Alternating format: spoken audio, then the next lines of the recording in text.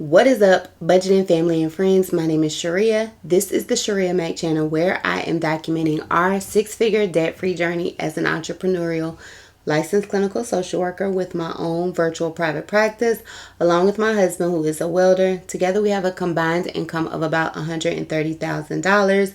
We started our journey in October of 2023 with $305,884 worth of debt, and we have a goal to have this debt completely eliminated and paid off by December 31st, 2026, so that we can then build wealth and be retire eligible by the age of 50. Actually, when my husband is 50 in 9 years.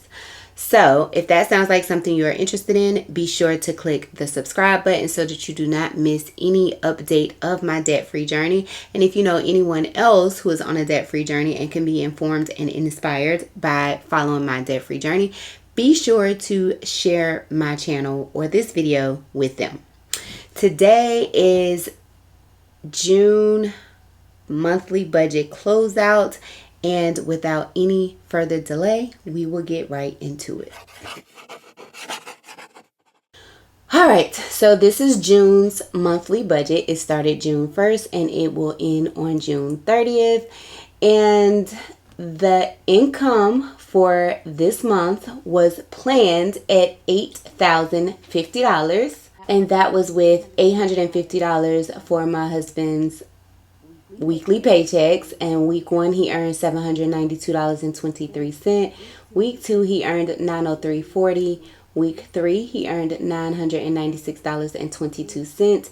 And week 4 he earned $749.21.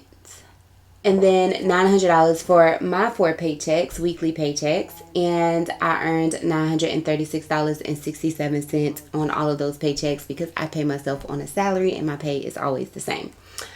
We also had our rental income, which was $850, and I was hoping that we would earn $100 each in side hustling. My husband did not earn anything.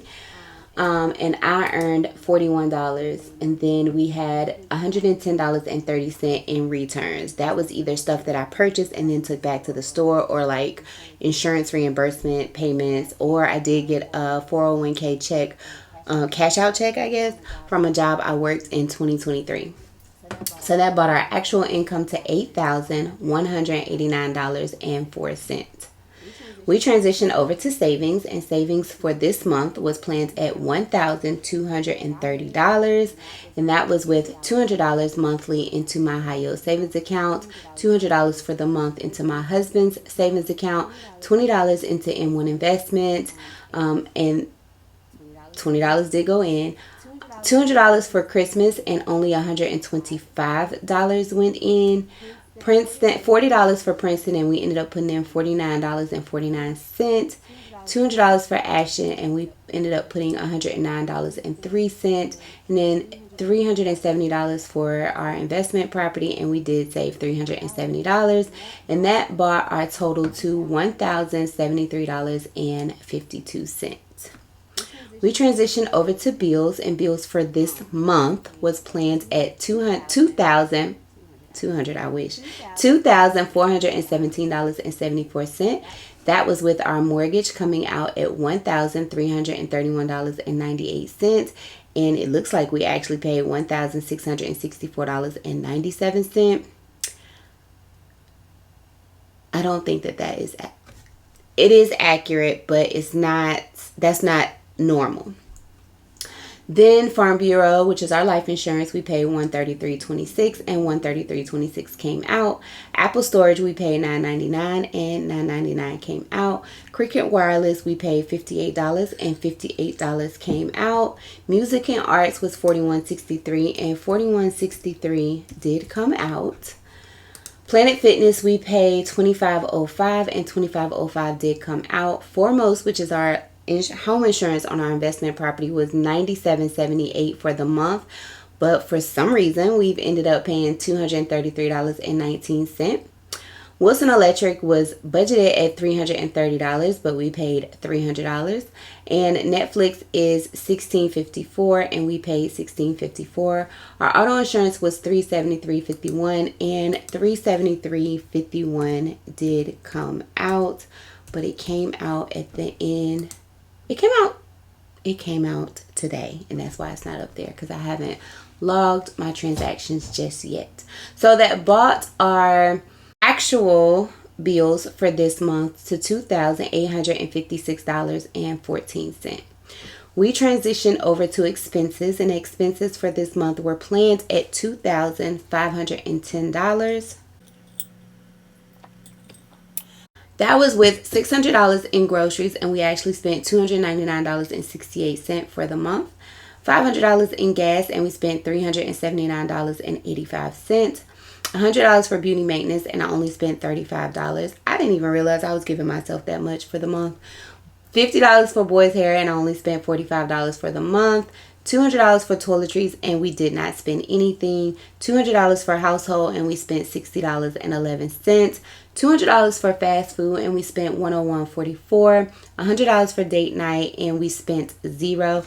Now, we did go on dates, but they were fairly inexpensive. Like, one week we got some ice cream and my husband paid cash.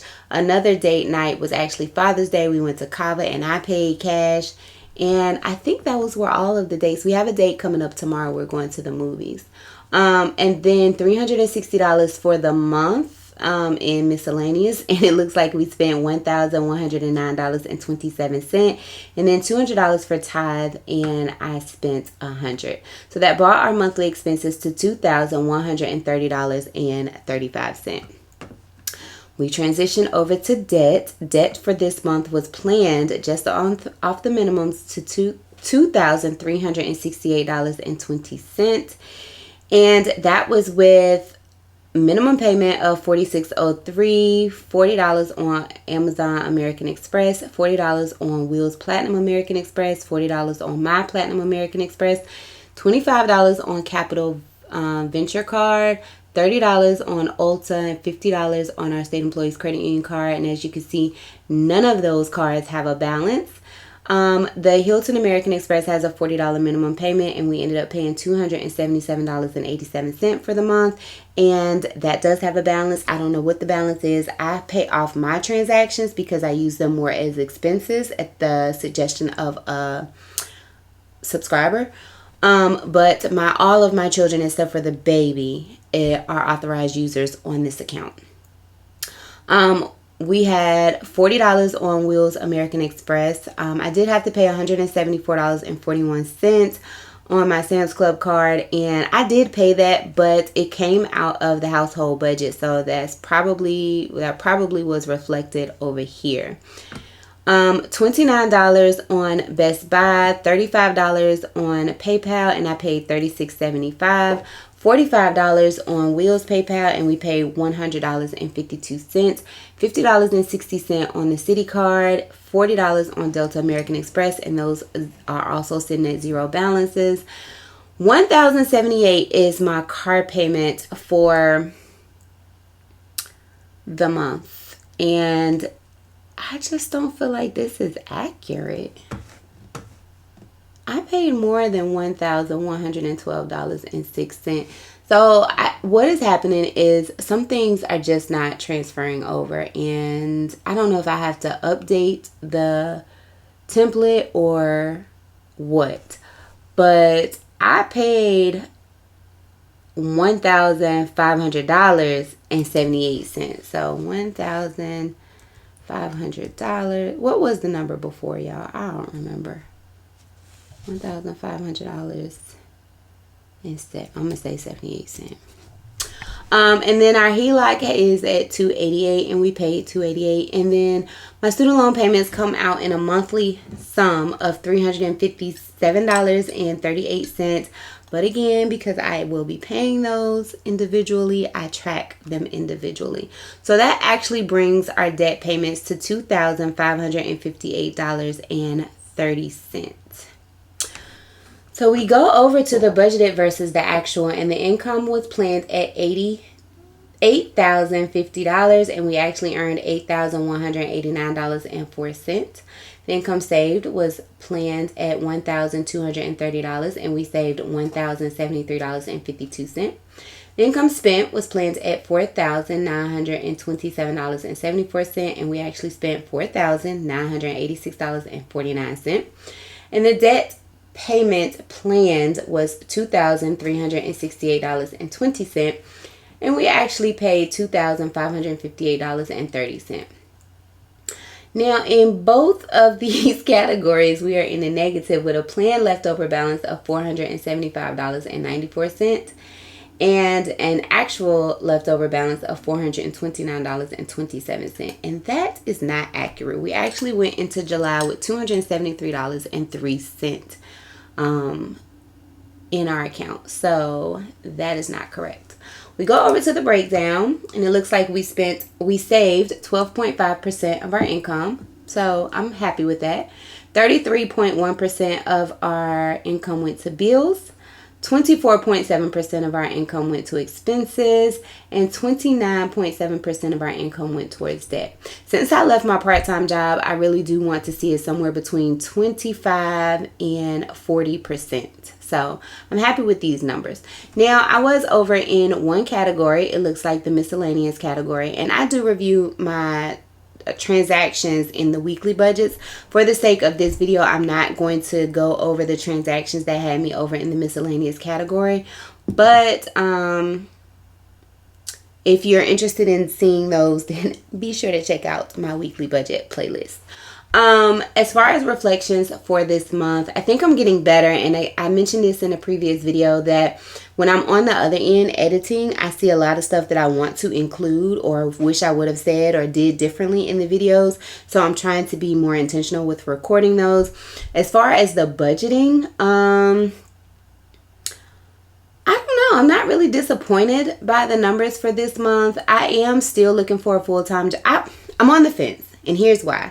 If you looked at June week 4's budget, I shared that I recently renegotiated my contract, and the income, the salary for the contract went from $42,000 to $75,760, I think, or $750 or $570, something like that. All I know is 75 is at the front.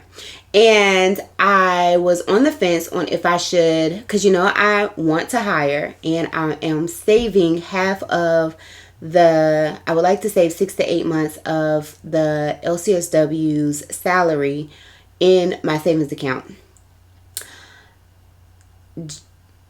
First of all, I need to transfer the money into a savings account that's going to bring me interest. And I'm going to make that a July goal. But I wanted to, so I was thinking like this was a great way to really start to save that income. But it just makes more sense since I'm on this debt-free journey, and I don't technically want to bring in an LCSW. I don't want to put the pressure on myself to bring in an LCSW and try to train and cultivate that LCSW while I'm heavily focused on debt. So I really feel like it would be the best decision for me to increase my salary, let that increase go towards debt to expedite our journey until I can get another job or we can find another source of income.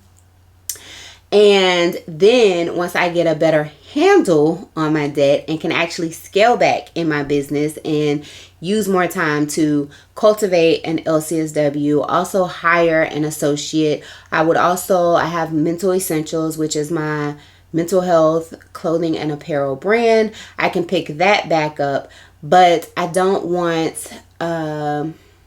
want to decrease our personal expenses, because as I decrease our personal expenses, I'm going to decrease my salary so that I can sow more seeds into my business. So I've decided, and thanks for the feedback, I will include the 2 comments that I got by the time I'm recording this that were very helpful. I think the first, I don't remember I'm gonna put it in here. But I really appreciate the feedback on that. So that is what I have decided to do. So come August, I will increase my salary from $66,300 to 70. I probably will do like 78,000. So give myself a $12,000 raise. And then I might even pay me out a quarterly bonus, and that will really expedite that as well. But I do want to keep my virtual assistant salary in my account. I am planning to pay my VA $1,000 a month, so that's $12,000 a year. And that is $25. I did the math, but I think it's like $25 an hour for 5 hours a week or something like that. So the goal is to pay the VA $1,000 a month. And so I would keep the $12,000 plus 3 months of my expenses. And then I will pay myself out the bonus, the quarterly bonus. And I will put that on my debt-free journey. And then I will start whatever I do save once I increase my consulting fee. Then I will put that in a higher yield business savings account. And I'm thinking about going with American Express because I have several American Express business cards. They were the only people to give me business cards. My business bank won't even give me a credit card. Isn't that crazy? So I think I'm going to open a business savings account with them. So those are the updates on my debt-free journey and my salary. And again, I'm still applying for jobs. I'm still looking for a third shift job to really help to expedite. My goal is to have my truck paid off by the end of the year. And I'm not going to lose hope, but I do realize that goal may be a little unrealistic. So that is where we are with my June monthly budget and some of my reflections for July. If you have any questions about what I'm budgeting, how I'm budgeting, or why, please make sure to list them in the comment section. If you have any suggestions about the dilemma that I most recently shared as far as increasing my salary, also please share that down in the comment section below.